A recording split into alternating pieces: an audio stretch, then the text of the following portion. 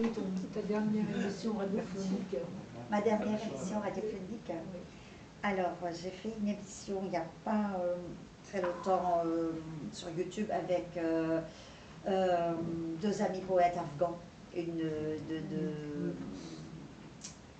Un qui est de Paris et l'autre qui est d'Australie.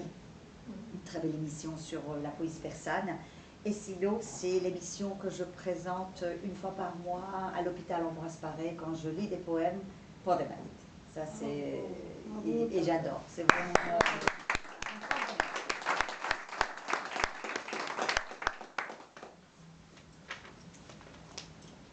Qu'est-ce que je... Ah, je viens d'un pays. Je viens d'un pays où les sentiments sont à fleur de peau. La musique danse comme les vagues sur l'eau. Je viens d'un pays où les larmes ne se retiennent pas, elles sont comme des averses d'avril sous tes pas.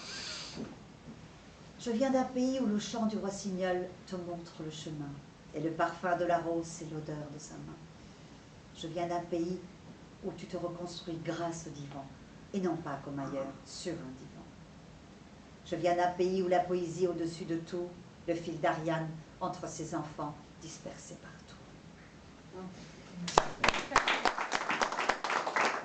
Je ne vais pas vous mettre tout le livre, hein, il va falloir que vous l'achetiez pour le lire.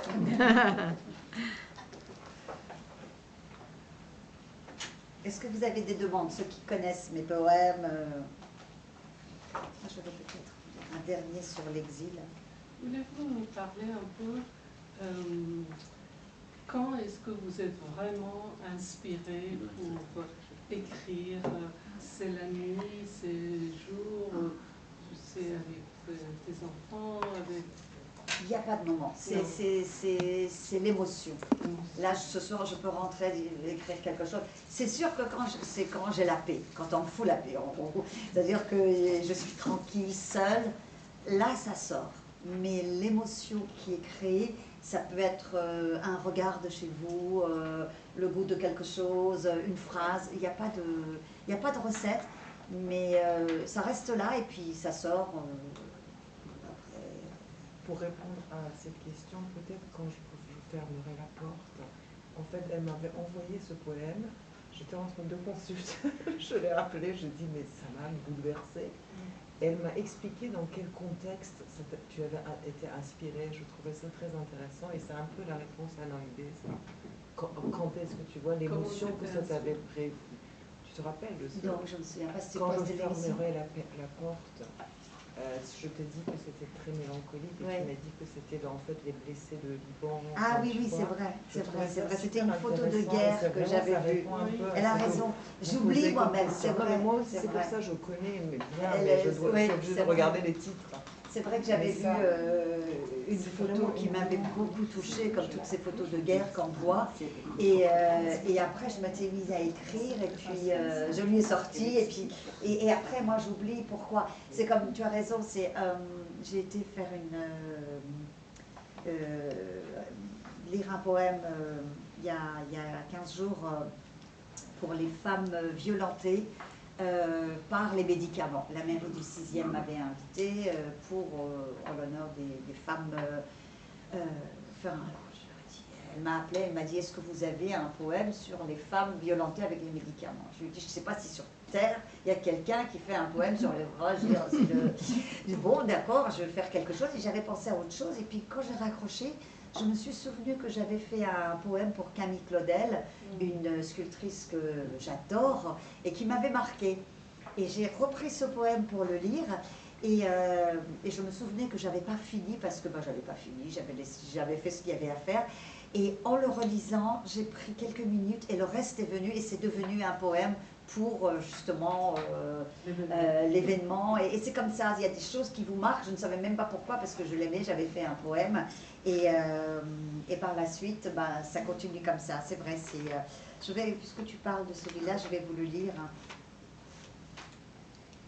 Et je voulais dire quelque chose d'autre aussi, c'est que les poèmes, les poètes, mon ami Manucel qui est là pourrait dire la même chose, c'est que quand on écrit beaucoup sur nous. C'est vrai que c'est le jeu, les sentiments personnels, Mais on ne parle pas toujours de nous. Par exemple, moi je parle de beaucoup de poèmes qui ne me concernent pas. Je parle beaucoup des femmes. J'écris beaucoup sur les douleurs de femmes, mais c'est des femmes battues, des femmes violentées, de l'inceste, n'importe quoi. Des choses qui ne me concernent absolument pas.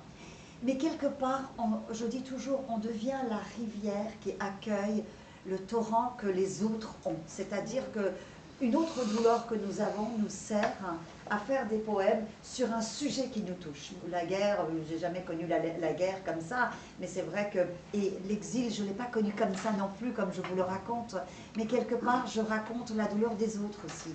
Et toutes les choses dont on parle ne sont pas nos propres douleurs. On devient l'écho des autres. En fait, c'est ça qui est extraordinaire. Et donc, ce poème s'appelle « Quand je fermerai la porte ». À la dernière minute, au moment où je fermerai la porte, à quoi je pense? Quel regret? Cela sera-t-il pareil quand je serai morte? Laisser qui? Prendre quoi pour ne pas m'oublier moi? Toujours des choix faits à la va-vite, lorsque dans tous les sens on s'agite. Dois-je emporter, tourner en boule, la délicate robe de mariée, portée par ma grand-mère maternelle, qui l'a elle-même de vraies perles brodées? Et le chandelier en cristal de maman, le miroir en argent de maman, il est si fragile, j'ai peur qu'il se casse quand je me regarde dedans. Quand je fermerai la porte de ma maison, où j'ai humé le bonheur à toute saison, des murs construits avec des briques d'amour pour être un foyer et non une tour, je sais que les cendres vont tout recouvrir, que mes jolies plantes vertes toutes vont mourir. Le poisson du nouvel an, personne ne va le nourrir, que les champs irrigués du sang des jeunes ne vont pas se tarir, que ces jolis meubles de famille que je dépoussière avec délicatesse vont devenir un tas de gravats sous les larmes de tristesse, que rien ne sera jamais plus comme avant sous les bottes des larmes, des armes et des soldats des tyrans. Je ne serai pas là pour voir l'injustice et le désespoir. Je fermerai délicatement la porte, comme celle en marbre qui scelle les tombes des mortes. Je partirai vidée par la douleur à la recherche d'un avenir meilleur. Un goût âpre dans la bouche et leur odeur, pourvu que ce soit pas pareil ailleurs.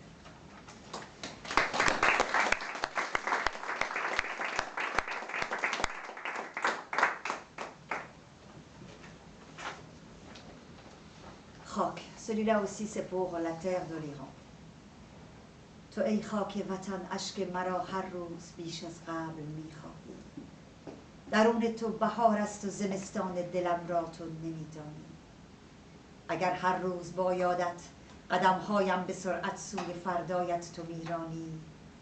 اگر هر شب غزلهایم به ندرت شاد آوایم تو میخوانی. اگر میترسم از بودن، از مردن، از دوری. اگر هر روز و شب در ظلمت دنیا گرفتاری، مرا برگیر در آغوش دلداری که آنجا جای من باشد اگر هم اشک میباری. Bravo.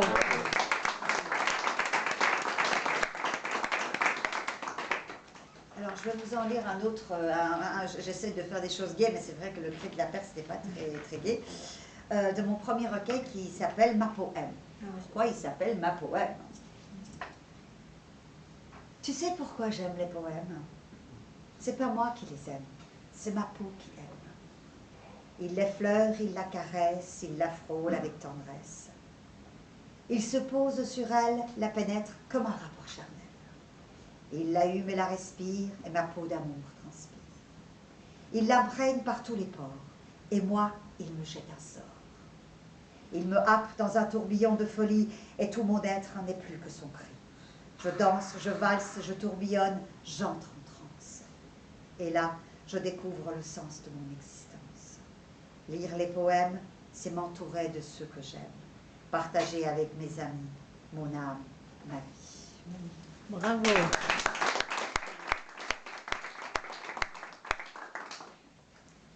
Alors, je vais vous en lire un autre pour femmes, hommes. Mais ceux qui sont en crise de la quarantaine, cinquantaine, soixantaine, ce que vous voulez, celui-là, c'était pour la cinquantaine, qui s'appelle Le Bel Âge. Quand arrive cet âge où tu penses perdre l'avantage, que le passage du temps sur ton corps creuse des sillages, que les baisers volés sont les seuls jeux des enfantillages, que mes yeux verts s'assombrissent vers le brun à mon désavantage, que mon corps est désormais modèle pour Rubens et ses marivaudages, que même mon souffle ne veut plus suivre mes déhanchages. Que reste-t-il accessible après un certain âge? Est-ce l'image d'un futur décalage? Que vais-je faire des années qui restent? Quel partage? Ah, le bel âge, 50 ans et ses présages, la moitié d'un siècle, mais qui ne sera pas celui de mon âge. Ce moment où on remet en question sa vie et son entourage, ce moment où on pleure à verse tellement